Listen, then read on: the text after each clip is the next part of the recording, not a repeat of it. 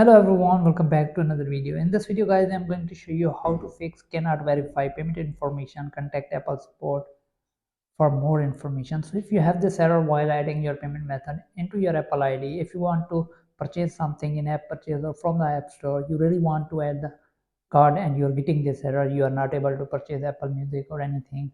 So I'm going to show you ways to fix this problem. So the first step is you really have to contact your bank about the online purchase activations, because some banks not allowed.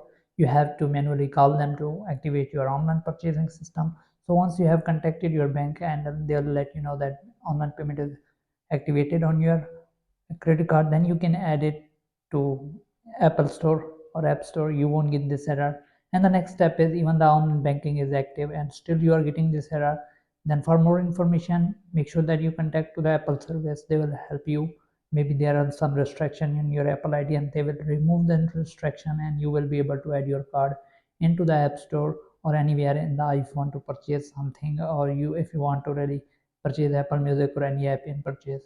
So this is how you can fix this problem. So make sure that you contact your bank, also you contact to Apple service to get the help.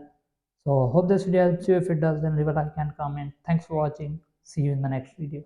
Peace out.